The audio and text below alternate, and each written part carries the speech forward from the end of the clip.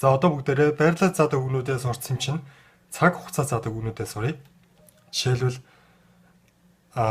өнөөдөр хийг бол өнөр гэдэг. Өчигдөр хийг ожээ гэдэг. Маргааш хийг нейр гэдэг шүү дээ.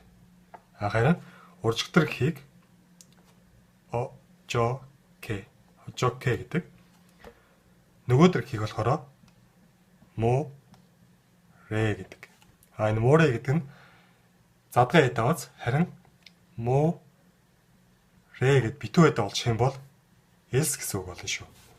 За тэгээд нөгөө нэг уржигдраас нөгөөдөр хүртэл гэж хэлээ л. Тэгэх юм бол нөгөө нэг АСС-ийг цаг хугацааны хувьд хэрэгтэй бүто гэдэг нь хэлсэн шүү дээ. Тэгэл ожоке бүто море гажи гэд аваад явчихна гэсэн үг.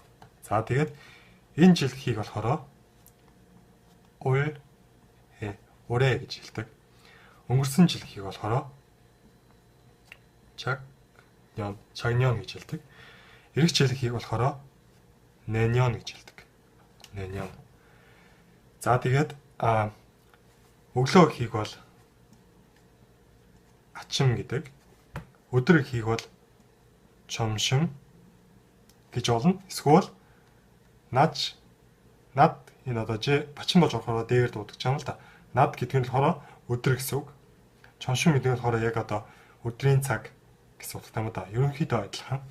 Орой гэдэг нь болохоор 저녁 гэдэг. Харин бүр өглөөнөөс өмнө үүр гэдэг нь болохоор 새벽 гэдэг. 새벽. Энэ нь болохоор бүр одоо 12 цаг өнгөрөөд шөнийн 1 цаг гэдэг хэлэх үү яах вэ? Ямар ч гэсэн нөгөө нэг 새벽 3시 гэдэг дуу хүртлээдэг шүү дээ. Тэгээ 새벽 3시 гэдэг юм бол өөрийн 3 цаг буюу шөнийн 3 цаг болж байна гэсэн үг.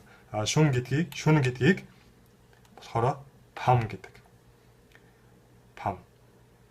За ийм үгнүүд байна.